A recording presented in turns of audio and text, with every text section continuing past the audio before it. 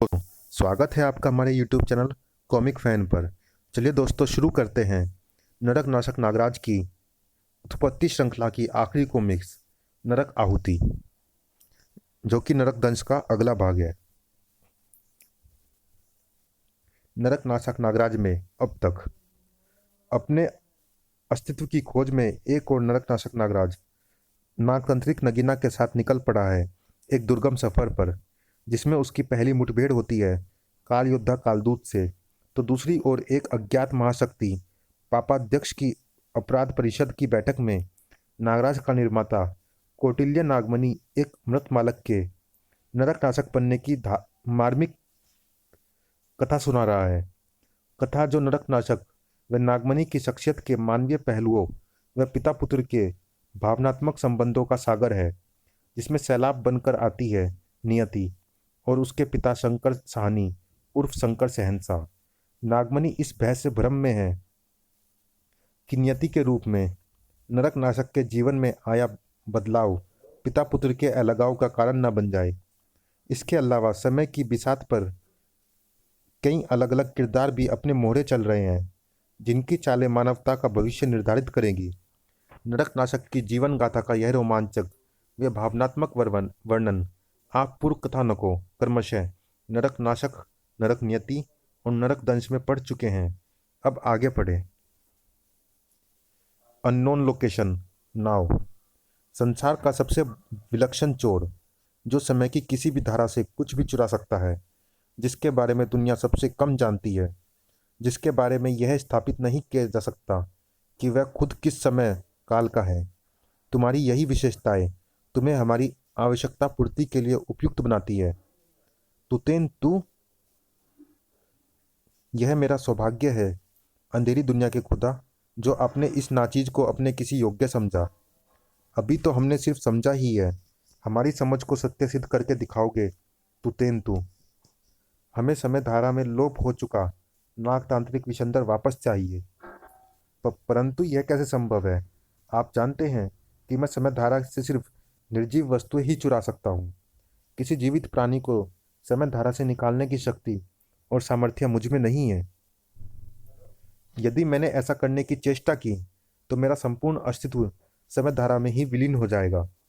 बिना प्रयास के पराजय स्वीकारने वाला कभी शीर्ष पर नहीं पहुंचता। मैं जानता हूँ वह कौन सा शीर्ष है जिस तक पहुंचने की तुम्हें लालसा है तुतेंतु। 3 फन वाले नाक की यह अद्भुत चमत्कारी त्रिफना शक्ति, त्रिफना मूर्ति, त्रिफना मूर्ति यानी त्रिफना कपोल कल्पना नहीं, वास्तविकता है। वास्तविकता अर्थात यथार्थ वही है जो हासिल हो, अन्यथा सब कुछ मिथ्या है, कपोल कल्पना है। सवाल यह है कि इस कल्पना को वास्तविकता बनाने के लिए तुम किस हद तक जा सकते हो।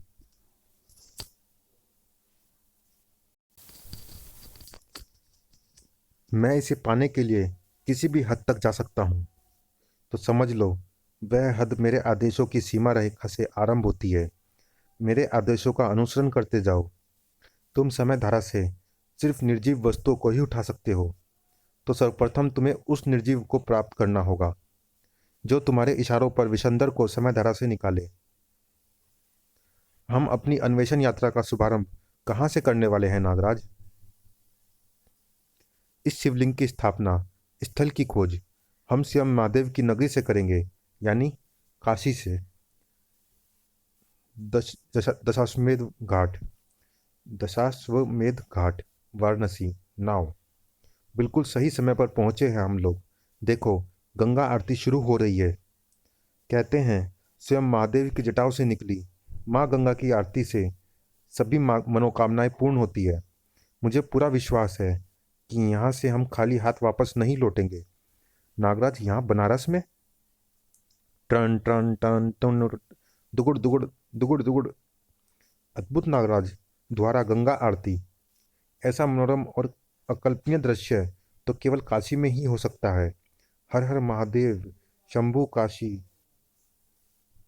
मानव सभ्यता की सबसे प्राचीनतम नगरी, जहाँ महादेव शिव के 12 ज्योतिर्लिंगों में से सबसे महत्वपूर्ण ज्योतिर्लिंग विश्वनाथ स्थापित है। हम अपनी अन्वेषण यात्रा काशी विश्वनाथ से ही आरंभ करेंगे। शायद हमें इसके अलावा कहीं जाने की आवश्यकता ही ना पड़े। नागराज, नागराज। सही कहा नागराज। यहाँ आने के बाद तुझे कहीं जाने की जरूरत नहीं पड़ेगी। काशी में मृत्यु पाने वाला सीधे मोक्ष प्राप्त करता है। खुशकिस्मत है तू जो नागाल के हाथों अपना अंतिम संस्कार कराने जा रहा है। नागाल? यह तो लगता है जैसे हमारी ही प्रतीक्षा में यहाँ बैठा था।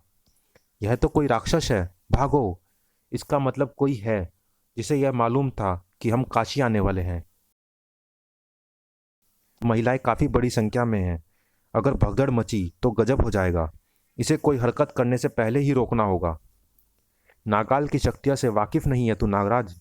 मुझसे स्पर्श करने वाला प्राणी कोढ़ का शिकार हो जाता है। देख, तेरे नागों के शरीर गल रहे हैं। नागाल के शरीर से निकले यह गलगोले तेरा हश्र भी तेरे सैनिकों जैसा ही करेंगे। अगर नागराज की शक्तियों से वाकिफ होता तो ऐसा वार करने की बेवकूफ़ी नहीं करता। मेरे तीव्र विष के सामने संसार के कोई भी जीवाणु विषाणु नहीं टिक सकते। देख, का दम भरते तेरे गलगोले खुद पानी बन रहे हैं। तुझ पर गलगोलों का असर भले ही नहीं हुआ, पर इन मासूम बच्चों पर जरूर होगा। कोई होशियारी करने की कोशिश मत करना नागराज। तुम्हारे जिस्म में अगर एक भी हरकत की तो मोटर बोट से चिपके यह गलगोले इन नन्हे मुन्ने प्यारे बच्चों के शरीर से चिपटे हुए नजर आएंगे। क्या तुम? नागराज बचाओ, नागराज बचाओ। टन। मेरी चाहत बहुत छोटी सी है नागराज। तुझ पर वार करने का रिस्क मैं नहीं लूंगा। यह गंडासा उठा और खुद ही अपना सर धड़ से अलग कर दे। मुझे पता है नन्हे मुन्ने बच्चों से बहुत प्यार है तुझे। इनमें जान बसती है तेरी। तो आज इनकी जान बचाने के लिए तुझे अपनी जान कुर्बान करनी होगी। अगर तूने मेरा कहा ना माना तो एक क्षण के भीतर गलगोले इनके मुलायम जिस्मों को कोड़ से गला रहे होंगे। जल्दी फैसला कर। तुम जो कहोगे मैं करने को तैयार हूँ। बच्चों को छोड़ दो। यह क्या कर रहे हो नागराज? और कोई रास्ता नहीं है नगीना। मुझे यह करना ही होगा। नहीं नागराज भैया, रुक जाओ। नागाल जैसे दोयम दर्जे के प्यादे से मैंने नागराज के सामने 5 मिनट से अधिक टिकने की उम्मीद नहीं की थी, पर इसने तो कमाल कर दिया। फिर भी यह नागराज को मार पाने में सफल होगा, इसमें मुझे संदेह है। बहरहाल जो भी हो, नागराज की अन्वेषण यात्रा से नागाल उसे जितना रोक सके उतना अच्छा है। उस दौरान नागमणि अपनी कहानी का अंतिम भाग समाप्त करेगा, और यदि नागराज नागाल से बच गया तो नागराज को भी। समय आ गया है प्रोफेसर कि आप नागराज उत्पत्ति कथा के अपने अंतिम अध्याय को समाप्त करें। सभी मेहमानों से मैं पुनः उनके स्थान ग्रहण करने का आग्रह करता हूँ। अवश्य पापाध्यक्ष। पापाध्यक्ष व सभी मित्रों, अब यह कथा अपने अंतिम पड़ाव पर है। इस महागाथा का अंतिम अध्याय, जिसने पिता पुत्र के रिश्ते और मेरे इंसानी जज्बातों व भावनाओं पर कायम हुए विश्वास को दी एक बेहद दर्दनाक नरक आहुति। संजय गुप्ता की प्रस्तुति। राज कॉमिक्स है मेरा जुनून। मेरे हथियार, जिसके लिए जर्मनी के number 1 killer great gun master hood की बेटी सिल्विया हुड ने एक सप्ताह के 7,000 करोड़ डॉलर खर्चे थे, उसे नीलामी में हासिल कर फौरन ही अपने मकसद को पूरा करने निकल पड़ी। इस बात से अनभिज्ञ कि वह अमोघ अस्त्र भले ही थामा उसने हुआ था, परंतु उसका आह्वान सिर्फ और सिर्फ मैं ही कर सकता था। मेरे ही आदेशों पर कार्य कर रहा था वह। हम जा कहाँ रहे हैं सिल्विया? इतना उतावलापन क्यों? अब तो तुम्हारे इस एक हफ्ते के हर पल पर मेरा अधिकार है ना नरकनाशक। बेशक, और मैं नहीं चाहता कि मेरी सेवाएं हासिल करने के लिए तुमने जो रकम खर्ची है उसकी एक पाई भी जाया हो। उसके बारे में निश्चिंत रहो नरकनाशक। सिल्विया हुड कभी घाटे का सौदा नहीं करती। वैसे भी हम अपने मुकाम तक पहुंच ही गए हैं। नीचे देखो, तुम्हारी पहली मंजिल सामने नजर आता ज्वालामुखी है। ज्वालामुखी में कूदना है मुझे। सही समझे। इस ज्वालामुखी के भीतर एक मंदिर है। उस मंदिर में स्थापित मूर्ति चुरानी है तुम्हें। बस इतना सा काम? यह इतना सा काम नहीं है। उस मूर्ति की रक्षा एक अत्यंत दुर्दांत कबीला करता है, जो कि नरकनाशक के द्वारा मोक्ष प्राप्ति करने वाला है। रिलैक्स, मैं यूं गया और यूं आया। हमारी मंजिल वह ज्वालामुखी है सरपट, परंतु वह मंजिल ही क्या जिसकी राहें दुर्गम ना हो। उन विषमताओं से अनभिज्ञ था नरकनाशक जो उसके लिए घात लगाई बैठी थी। Sir sir oh sir. अचानक हुए उस हमले से सरपट और उसके मालिक को संभलने का मौका ही ना मिला। धम। फौरन ही उसने अपने आप को उन हमलावरों से घिरा हुआ पाया। तुम निश्चित क्षेत्र में हो, यहाँ आने की अनुमति किसी को भी नहीं है। फौरन वापस लौट जाओ, हम तुम्हें कुछ भी नहीं कहेंगे। नरकनाशक कहीं भी आने जाने के लिए किसी की अनुमति का मोहताज नहीं है, और कुछ कहने लायक तो मैं तुम्हें वैसे भी नहीं छोड़ने वाला। नाग, इसकी कलाइयों से नाग निकल रहे हैं। प्रत्युत्तर में किए गए हमले से उसे भला क्या क्षति पहुंचनी थी। बर्छी भाले कभी ब्रह्मास्त्र का कुछ बिगाड़ पाए हैं भला? अपनी यह हसरतें भी पूरी कर लो। यह कोई आम इच्छाधारी नहीं मालूम होता। यह कोई विलक्षण नाग मानव है, और इस विलक्षण नाग मानव का नाम है नरकनाशक, जो कि अब जंगली कबीला नाशक बनने वाला है। परंतु अगले ही पल तो अप्रत्याशित घटना घटित हुई। उसकी कल्पना भी नहीं की थी नरकनाशक ने। बहुत हो चुका, अब इस नाग मानव को इसकी औकात बतानी ही पड़ेगी। अपने असली रूप में आने का समय आ गया है साथियों। इच्छाधारी नेवला मानवों का कबीला था वह। नेवला मानव, चीर डालो इस नाग को। नाग और नेवले प्राकृतिक शत्रु होते हैं। प्रकृति ने दोनों चिर शत्रुओं को आमने सामने कर दिया था, और प्रकृति ने ही यह नियम बनाया था कि नेवला सदैव नाग के ऊपर भारी पड़ता है। उफ। पर उस चलते फिरते हलाहल विष के जलजले को भंबोड़ने की गलती कर दी थी उन्होंने। बहुत शौक था मुझे भंबोड़ने का। अपने दांत और पंजे से दूर रखो, इसके रक्त में तीव्र विष मिला हुआ है। शक। मेरे कहर को खुद से कैसे दूर रखोगे तुम त्रिसर्पी? भक। जूम। नागराज की उन अद्भुत विलक्षण नाग शक्तियों का सामना कर पाना उन इच्छाधारी नेवला मानवों के बस की बात नहीं थी। जैसे तूफान अपनी राह में आने वाली हर चीज का सफाया करके बढ़ता जाता है, वैसे ही बढ़ चला वह अपनी मंजिल की ओर। त्रिशर्पी उसके शरीर में समा चुकी थी। हमें उन्हें इस विलक्षण नागमानव के विषय में सूचित करना होगा। ज्वालामुखी के भीतर मंदिर, आज तक ना सुना ना देखा। ऐसा क्या खास है उस मंदिर की मूर्ति में जिसके लिए सिल्विया हुड इतनी मोटी रकम खर्चने को तैयार हो गई? तेरा कार्य समाप्त हुआ सरपट। यहाँ से आगे का सफर मुझे खुद ही तय करना पड़ेगा। इस ज्वालामुखी की दीवारों की ठंडक बता रही है कि यह काफी समय से सुप्त अवस्था में है, पर भीतर तो दूर दूर तक कोई मंदिर नजर नहीं आ रहा। मुझे और नीचे बढ़ना होगा। जाने कितनी ही गहराई तक उतरता चला गया वह। आखिरकार उसने अपनी मंजिल नजर आई। मुझे लग रहा था कि सिल्विया को कोई गलतफहमी हुई है, पर यहाँ तो वाकई एक मंदिर है। उस सुप्त ज्वालामुखी के गर्भ में स्थित वह रहस्यमयी निर्जन मंदिर जाने क्या राज छुपाए बैठा था अपने भीतर। अगर मंदिर है तो फिर मूर्ति भी जरूर होगी। अरे, इस दरवाजे के पीछे और भी असंख्य दरवाजे हैं। यह मंदिर तो कोई तिलिस्म लगता है, पर सवाल यह है कि आगे कैसे बढ़ा जाए, किस दरवाजे को चुनूं। यहाँ चारों ओर हवन की गंध और हल्का धुआं फैला हुआ है, पर इस स्थान पर तो कोई हवन कुंड नहीं है। इसका मतलब इनमें से किसी एक दरवाजे के पीछे हवन कुंड स्थित है। इस दरवाजे के नीचे से धुएं की लकीर निकल रही है, यानी यही असली दरवाजा है और बाकी सब नकली हैं। मूर्ति तो यहाँ भी कहीं नजर नहीं आ रही। यहाँ तो इस विशालकाय हवन कुंड के अलावा कुछ भी नहीं है। इसका मतलब मूर्ति तक पहुँचने का रास्ता इस हवन कुंड से गुजरता है। मुझे इस जलते हुए हवन कुंड में कूदना होगा। तिलिस्म तोड़ने का यह उसका पहला अनुभव था। वह नहीं जानता था कि अचूक तिलिस्म वही होता है जिसके हर चरण, हर मोड़ पर विषमताएं इतनी जटिल हो कि उन तक धावक की कल्पना भी ना पहुंच पाए।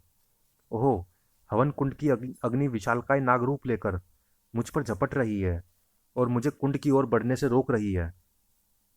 मेरी तीव्र विष फुक्कार इन लपटों को शांत कर देगी। फू।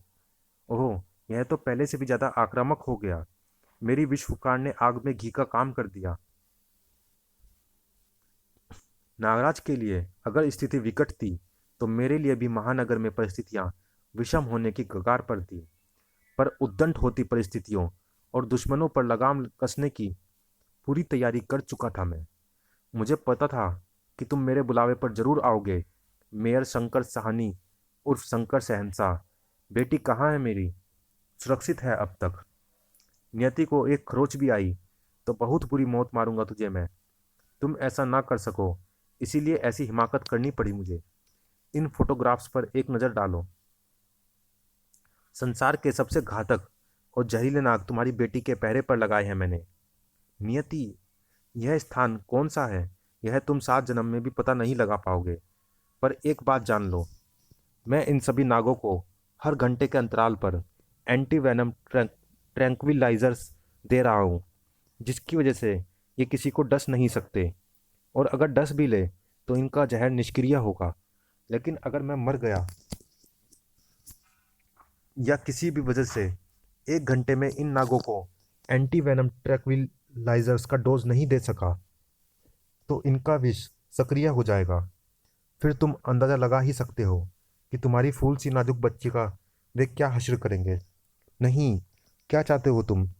नाग शक्तियाँ जिनके बल पर तुम शंकर शहंशाह बने बैठे हो, नागमणि द्वीप से प्राप्त किए हुए हलाशूल, वज्रनाद, दंशलहरी, नागकंठी, नागमणि और वह इच्छाधारी नाग राजकुमारी विषप्रिय।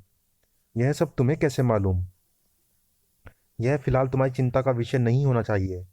तुम्हारे पास चिंतित होने के लिए इससे बड़े कारण मौजूद हैं। मसलन कुछ ही देर में 1 घंटा बीत जाएगा। अगर तुमने निर्णय लेने में विलंब किया तो मैं तैयार हूँ। मैं तुम्हें हर वह चीज़ देने को तैयार हूँ जो तुम्हें चाहिए। बस नियति को कुछ नहीं होना चाहिए। गुड। आगे के निर्देश मैं तुम्हें फ़ोन पर दूंगा।